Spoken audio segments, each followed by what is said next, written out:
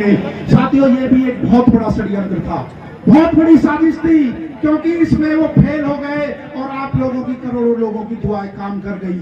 मैं कहना चाहता हूं, अभी एक टीवी डिबेट पे एक बीजेपी के पत्रकार बैठे थे, मैं भी उस टीवी डिबेट पे था। तो पत्रकार क्या नाम है बीजेपी के, वो बोल रहे थे प्रवक्ता कि ये दलित का बेटा, इस पर फॉर्चुनर कहां से आई। आप कहते हैं गरीब का बेटा, इस पर इतनी गाड़ियों का काफिला कहां से चलता है। तो मैंने उस मानसिकता वाले उस बीजेपी के प्रवक्ता को कहा कि ये हमारे आजाद समाज पार्टी और भीम आर्मी क्रांतिकारी हमारे कार्यकर्ताओं के खून और पसीने की मेहनत की कमाई से हमारा भाई फॉर्चूनर में चलता है। वो हमारे ओबीसी के साथ, चाहे जाट समाज हो चाहे गुर्जर समाज हो, वो उनके गाड़ियों में बैठ के एडवोकेट चंद्रशेखर आजाद न्याय की आवाज लड़ता है। हमारे जो कार्यकर्ता हैं वो चंदा उगा के अपने भाई को हेलीकॉप्टर में बैठाते हैं, वो अपने भाई को हवाई जहाज में बैठाते हैं। ये हमारे बहुजन समाज जो 85% है, ये उनके खून पसीने की कमाई है। ये अडानी अंबानी धन्ना सेठों की पार्टी नहीं है, ये आपकी चंद पूंजीपतियों की पार्टी नहीं है, ये हमारे इस गरीब जनता की पार्टी है। और वही ताकत एडवोकेट चंद्रशेखर आजाद जी को लड़ने का मौका देती है। मैंने उनसे कहा, तुम्हारे पेट में दर्द है, तुम्हारा कॉपीराइट है कि बीजेपी के नेता ही हेलीकॉप्टर में बैठेंगे, बीजेपी के नेता ही फॉर्चूनर में चलेंगे। एक दलित का बेटा, एक गरीब का बेटा, एक झोपड़ी में रहने वाला स्कॉर्पियो में नहीं बैठ सकता। तुम्हारी कॉपीराइट है, 6 कपड़े तुम ही पहनोगे, मूछ तुम ही रखोगे। तो ये जो बाबा साहब के संविधान ने हमें इजाजत दी है, हमें अधिकार दिए हैं कि एक गरीब का बेटा भी, एक झोपड़ी और छप्पर में रहने वाला भी, एक छुटमलपुर में रहने वाला मास्टर का बेटा भी एमपी, एमएलए और सीएम बन सकता है। ये बाबा साहब के संविधान की ताकत है, ये किसी के बाप की बकौती नहीं है।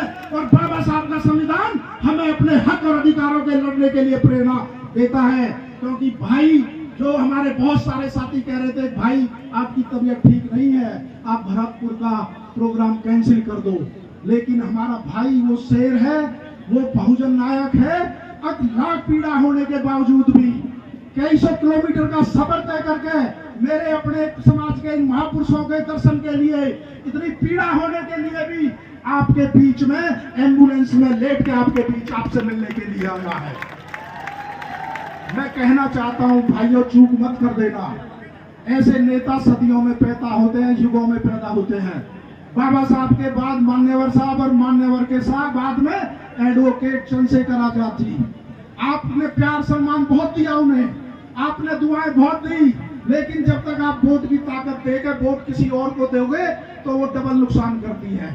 वो वोट लेकर शासक बनते हैं और आप पे राज करते हैं, आपके अधिकार छीनते हैं। राजस्थान में तो अपराध चरम पर है, राजस्थान में तो पेपर लीक रोज होते हैं, राजस्थान में तो मटके छूने पर भी हत्या कर दी जाती है, मूछ रखने पे हत्या कर दी जाती है, घोड़ी चढ़ने पे हत्या कर जाती है।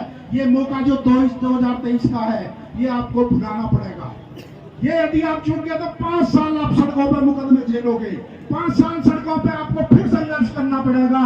इसलिए अपनी वोट की ताकत से अब इन सबको दिखा दो कि यहाँ पर एडवोकेट चंद्रशेखर आजाद जी का जन सैलाब राजस्थान के अंदर आने वाला है।